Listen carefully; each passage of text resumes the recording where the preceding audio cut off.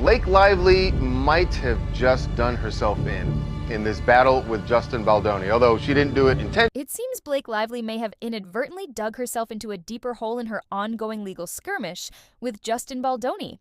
The drama, which has unfolded over months, stems from a clash that neither party anticipated would escalate to this level. What's particularly intriguing, and perhaps damning, is the resurfacing of a comment Blake made long before she ever crossed paths with Justin. This statement, now thrust back into the spotlight, aligns eerily with the core issues fueling their current dispute. As the battle rages on, with both sides wielding their respective smear machines, the question remains, who's truly coming out on top in this war between Blake Lively and Justin Baldoni? Adding fuel to the fire is Blake's recent hire, surprising twist that's raised eyebrows, and the alleged departure of her lawyer after Justin's team unleashed a barrage of incriminating evidence. Let's dive into the chaos, unpack the latest developments, and figure out what's really going on behind the scenes. The narrative took a sharp turn when rumors surfaced that Blake's lawyer, Merrill Cohen Gasky, abandoned ship faster than, you can say, it ends with us. Word on the street, or rather, in the court documents, is that Justin's legal team dropped a bombshell of new evidence that caught Blake's camp completely off guard. This wasn't just a minor hiccup, it was allegedly a game changer. A stack of receipts so compelling that Gasky reportedly saw the writing on the wall and bolted. No attorney worth their salt wants to stake their reputation on a case that's starting to look like it's built on quicksand. The speculation is that Blake didn't just mislead the media or twist facts in her lawsuit. She may have fed her own lawyer a version of events that didn't hold up under scrutiny. Imagine the pressure Gasky must have felt, caught between a client who's allegedly spinning tales and a mounting pile of evidence that threatens to unravel the whole narrative. But it gets juicier.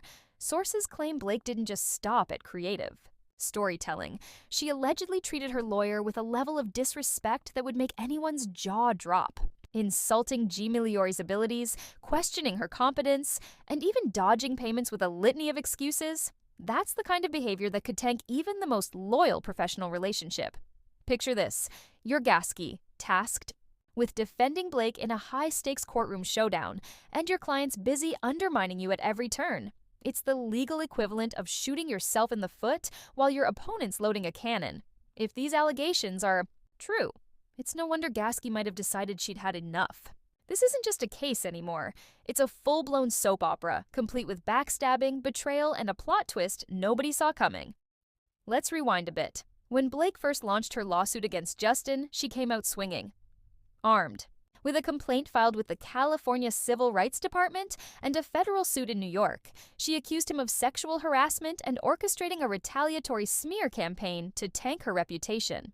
The media, including heavyweights like the New York Times, jumped on board, giving her allegations a shiny stamp of legitimacy. At that point, Blake and her team probably thought they had this in the bag. Gasky likely shared that confidence, figuring they'd ride the wave of public sympathy to victory. After all, who dared challenge a Hollywood darling backed by her powerhouse husband, Ryan Reynolds? But then Justin's team flipped the script. They didn't just counter with words. They unleashed a torrent of evidence, from text messages to behind-the-scenes footage that poked gaping holes in Blake's story. Suddenly, the narrative shifted, and the media darling wasn't looking so darling anymore. Public opinion, once firmly in Blake's corner, started to waver. The same outlets that had championed her cause began to backpedal as Justin's evidence painted a starkly different picture. Behind closed doors, things were reportedly even messier. Gasky, faced with a case that was crumbling faster than a house of cards in a windstorm, allegedly realized she'd been sold a bill of goods. The holes in Blake's story weren't just minor inconsistencies, they were chasms, wide enough to sink her entire legal strategy.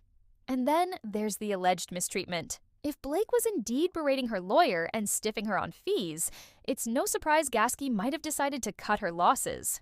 Who wants to go down with a sinking ship when the captain's busy drilling holes in the hull? Meanwhile, the Hollywood rumor mill was churning. Just days ago, William Morris Endeavor's CEO, Ari Emanuel, stepped into the fray, heaping praise on Blake and Ryan. He called them soulfully beautiful people, flawless in their decades-long careers, untouched by scandal. In the same breath, he took a swipe at Justin, mocking him as some sort of villain in this effed-up situation. Emanuel's comments were dripping with irony. Loyalty in Hollywood? Please. It was a calculated move, a public show of support meant to prop up Blake and Ryan's image. But here's the kicker. Emmanuel's rosy portrayal flies in the face of a mountain of evidence to the contrary. Does he not have Google? Because the internet's been buzzing with resurfaced clips and stories that paint Blake as anything but a saint. For years, whispers have followed Blake, tales of mean girl antics and burnt bridges. Every co-star seems to have a story, every interview a snarky quip or a jab that lands just wrong. Her team's tried to spin it. Oh, she's just misunderstood. Her humor's quirky, she's shy, and it comes out weird. But that excuse only holds water for so long. At some point, the pattern becomes impossible to ignore. Take that infamous 2016 interview with Kirsty Flaw, where Blake's sarcasm and dismissiveness turned a simple question about fan interactions into a cringe fest. Asked how fans who related to the heavy themes of "It Ends With Us" should approach her, Blake quipped about sharing her address or location, complete with an eye roll that said it all. Even her co-star Brandon Sklenar looked like he wanted to crawl under the table. It wasn't quirky, it was callous. Then there's the Gossip Girl era. Blake's on-screen BFF Leighton Meester was reportedly anything but in real life. The tension between them was palpable, castmates picking sides, awkward press tours where Blake's digs at Leighton's background, born in prison no less, were played off as jokes. Frenemies, Blake called them, laughing about pitting women against each other while doing exactly that. She even mocked Leighton's character's pet monkey, saying she couldn't act with a few of them. Cute, right? Except it wasn't. It was mean-spirited, and it's part of a long list of moments where Blake's lack of self-awareness shines through. You can't hide that forever. Eventually, the mask slips, and the world sees you for who you are. Fast. Forward to It Ends With Us. Blake's behavior on set allegedly mirrored her past. She's said to have bullied castmates into taking her side in disputes, muscled her way into creative control, and even tried to swipe Justin's director's chair, figuratively and maybe literally. She'd tweak the script behind his back, guilt-tripping him into compliance. When she filed her lawsuit, the red flags were glaring. The timing of that New York Times piece, "We Can Bury Anyone Inside a Hollywood Smear Machine," published mere hours after her filing, reeked of coordination. It was a hit piece, dripping with bias, framing Justin as the bad guy before he could even respond. How do you fact-check and write a sprawling expose in less than a day unless you've been fed the story well in advance?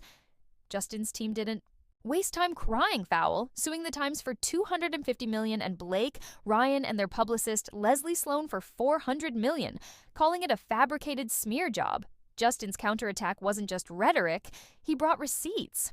Videos, texts, emails, evidence that dismantled Blake's claims piece by piece. The Times piece hadn't given him or his team a fair shake, he argued, and it set the tone for public perception. Once that narrative takes root, good luck shaking it. Blake's lawsuit, meanwhile, raised eyebrows with its redactions, key dates, names, and details obscured. Why hide the timestamps on those HR complaints? Why only show snippets of texts? It felt like a curated story, not the full truth. And when Justin's evidence hit, her case started to fray. Now her team's reportedly scrambling for a settlement, desperate to hush it up before more damage is done. But here's the rub. Justin's lawyer, Brian Friedman, isn't having it. Friedman's made it clear. Settlement's off the table. On the Town podcast, he laid it out. Blake's accusations have gutted Justin's reputation, finances, and family life. No amount of money can undo that. This isn't about a payout. It's about justice, about letting a jury decide who's the real villain. Friedman's not mincing words either. When Ryan filed to be dropped from the suit, claiming he's just a supportive spouse, Friedman fired back to TMZ. After lighting a match, Mr. Reynolds now seeks to run from the flames. It won't work. He accused Ryan of strong-arming WME to ditch Justin, defaming him across Hollywood, and leaving fingerprints all over this mess. Ryan's playing it cool on SNL, but Friedman's not letting him off that easy.